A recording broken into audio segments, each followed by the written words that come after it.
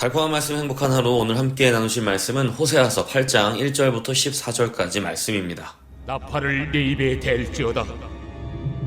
원수가 독수리처럼 여호와의 집에 덮치리니 이는 그들이 내 언약을 어기며 내 율법을 범함이로다.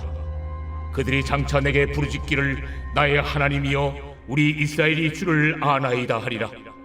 이스라엘이 이미 선을 버렸으니 원수가 그를 따를 것이라.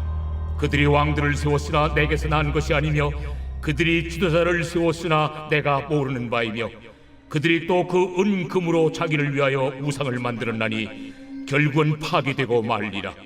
사마리아여 내 송아지는 버려졌느니라. 내 진노가 무리를 향하여 타오르나니 그들이 어느 때에야 무죄하겠느냐. 이것은 이스라엘에서 나고 장인이 만든 것이라. 참신이 아니니 사마리아의 송아지가 산산조각이 나리라. 그들이 바람을 심고 광풍을 거둘 것이라.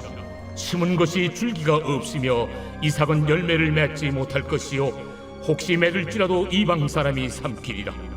이스라엘은 이미 삼켜졌은즉 이제 여러 나라 가운데에 있는 것이 즐겨 쓰지 아니하는 그릇 같도다.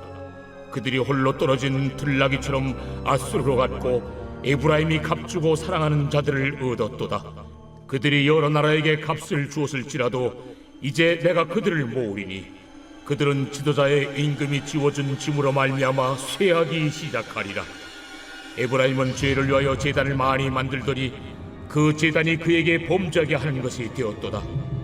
내가 그를 위하여 내 율법을 만가지로 기록하였으나 그들은 이상한 것으로 여기도다.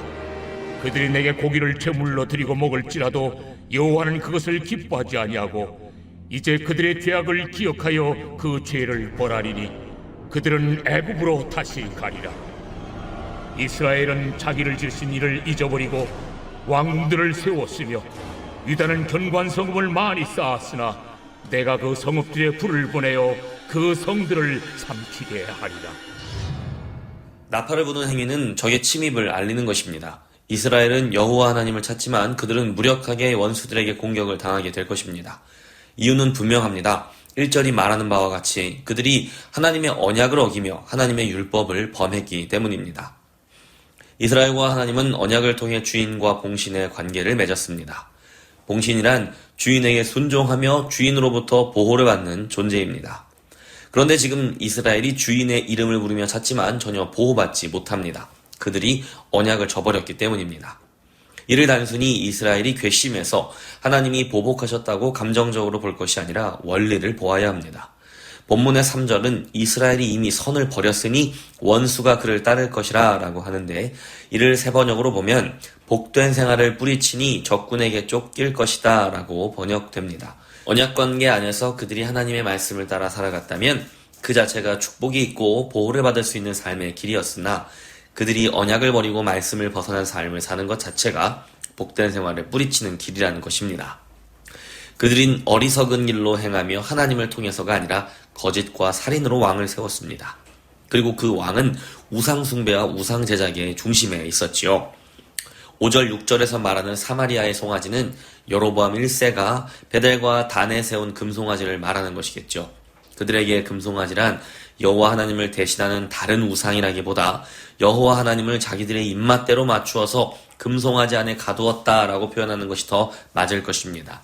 이스라엘은 사람의 손으로 만든 허접한 금송아지 안에 여호와가 들어있다고 믿으며 하나님을 자기들의 입맛대로 따르고 있었습니다. 선지자는 그것이 산산조각 날 것이라고 예언합니다.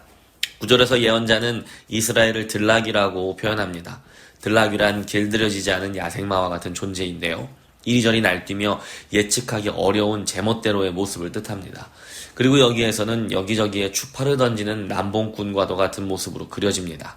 이스라엘이 여호와께 순종하지 않고 또 여호와만 사랑하지 않고 여러 나라에게 값을 주고 사랑을 구해야 했다는 것입니다.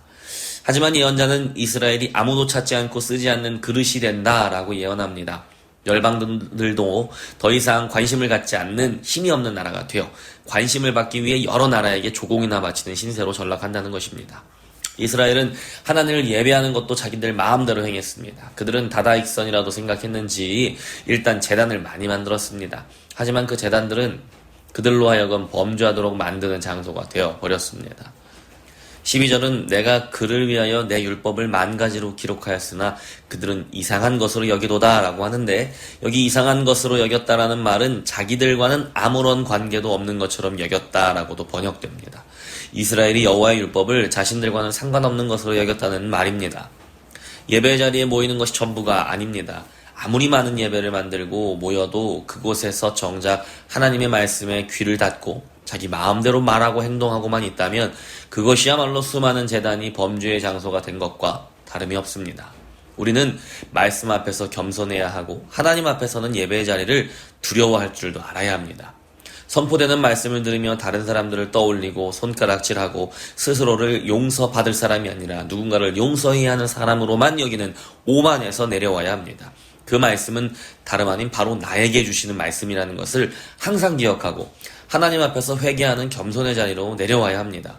하나님의 말씀을 자기들과는 아무런 관계도 없는 것처럼 여겼던 이스라엘의 어리석음이 우리에게도 있음을 기억하십시오.